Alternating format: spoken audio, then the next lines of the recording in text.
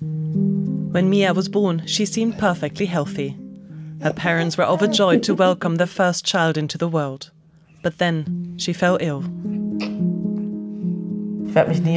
I will never get used to the idea of my daughter dying. Never. I've noticed that there are times when I just want to be as far away as possible. Eventually, they found help at a children's hospice in Berlin.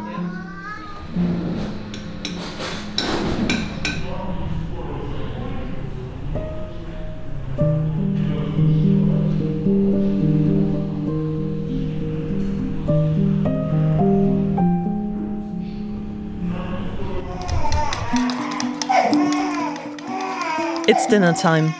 Sarah is making porridge for her daughter.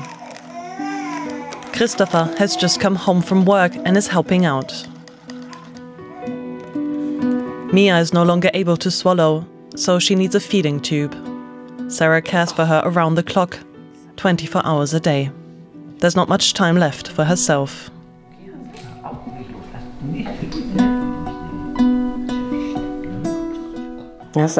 People often say to me, "Oh, you're so brave. How do you manage it all?" And I tell them I'm not brave. I'm not doing well with all of this. I wish things were different. I can't keep doing this, but I have no choice. What else can I do? Mia was born on the 18th of October 2020. For the first 7 months, it was the perfect family dream.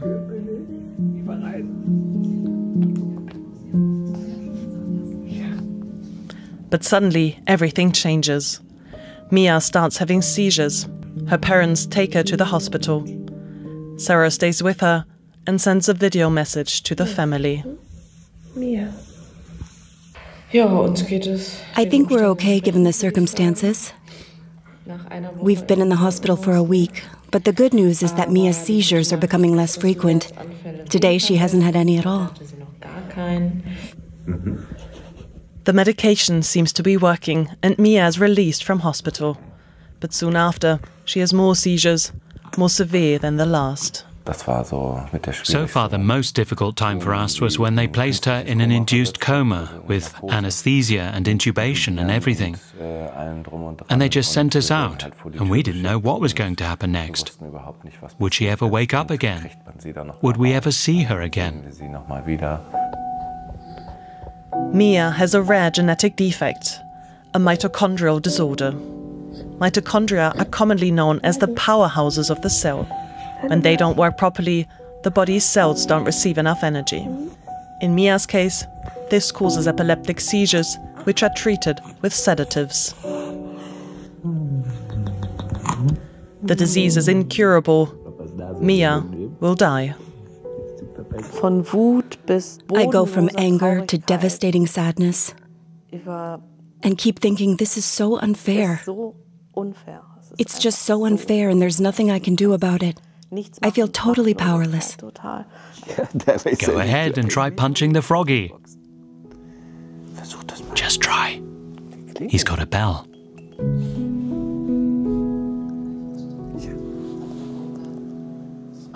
What I find most difficult is the uncertainty. How long will Mia still be with us? That's not really meant for you to hear. On the one hand, I'm glad for every day she's still with us. On the other hand, I wish this would all just end for her. And for us too. And of course that makes me feel really guilty. You know, wishing that, well, to put it bluntly, wishing for Mia to die. Now they have a second child. Hannah is also at risk of a genetic disorder, but so far she appears healthy.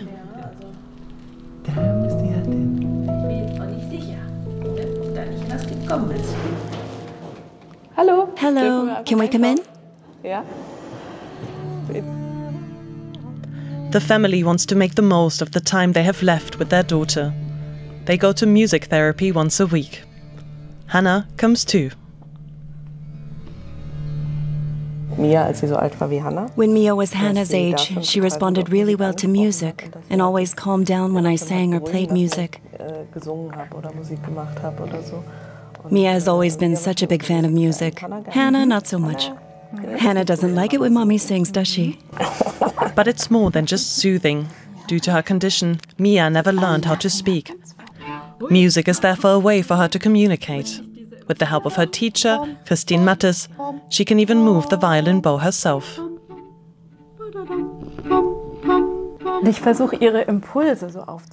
I try to sense her impulses and then translate that into the music and the way we draw the bow.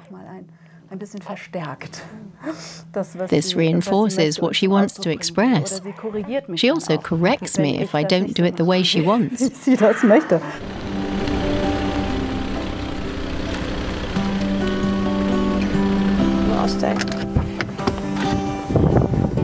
3 months later, in Berlin's central Mitte district, Sarah and Christopher are on their way to the Berliner Herz, a children's hospice.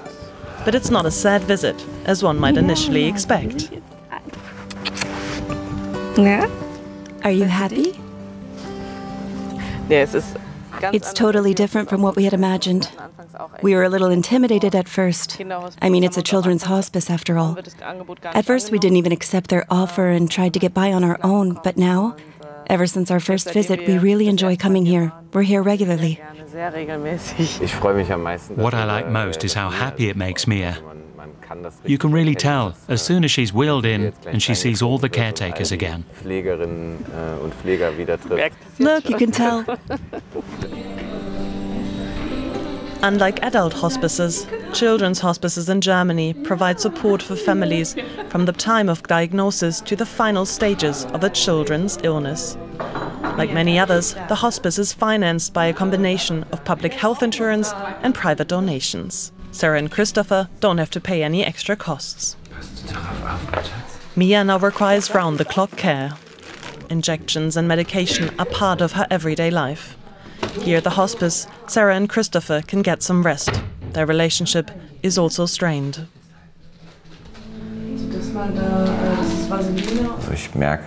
I've noticed there are times when I just want to be as far away as possible.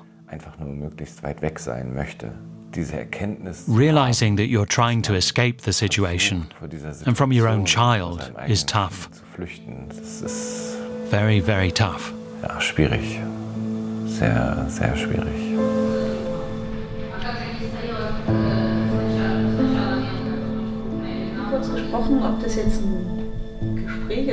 Today, they're meeting Dr. Cornelia Reinländer. She's been with the family for years. How do you think things are progressing? There's a big difference between having a child that has an epileptic seizure every few months, and that's where we started, to having a child that can't eat, can't cough, can't sleep. There's not much left that she can do on her own. You get to the point where you ask yourself, when does it start not being that good for her anymore? If you could make a wish for how she dies, would you like to do this with her at home? If I could make a wish, I'd want it to happen without suffering. I would like to hold her in my arms, and I think I'd prefer it here, at the children's hospice. After, the room will be so burdened, and if that's at home... The way you're doing this is really the best you can do for Mia. You're fully engaged. You're concerned about her needs. It's always going to be hard. Especially when you remember how she used to be. But she's still in there. It's like she's locked up, the personality we got to know.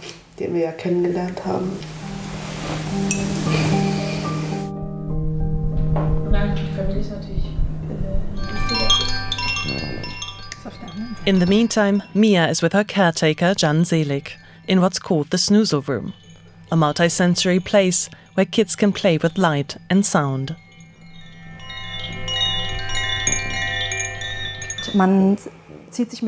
We come in here with the children to create a certain soothing atmosphere. It's about creating a safe space for them to retreat and calm down. Mia still responds well to light. Here she can reactivate her grasping reflex. Jan knows that Mia will die soon.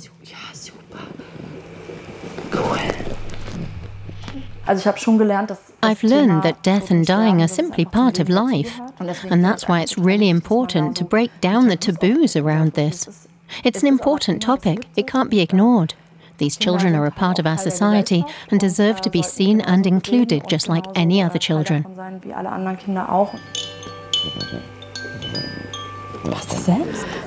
Thank you. Look, honey, here we go. 8 weeks later, Sarah visits a festival of lights with her daughter. She wants to cheer her up. The last weeks have been difficult.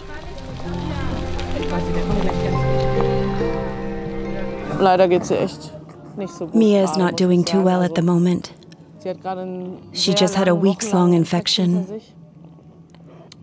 And the poor state she's in now was basically constant. Actually, it was worse. Day and night she was struggling with mucus in her airways. The infection has weakened Mia. Breathing is a constant struggle. Sarah has to help with an aspirator because Mia is too weak to cough up mucus by herself. Oh, that was a big one. Well done, darling. Her condition doesn't improve. They decide to go home.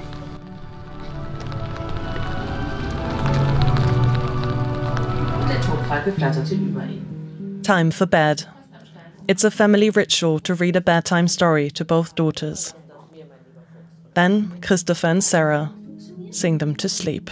Schlaf, Mia, schlaf nur ein, bald kommt die Nacht. Hat sich aus Wolken Pantoffeln gemacht. Kommt von den Bergen, kommt von ganz weit.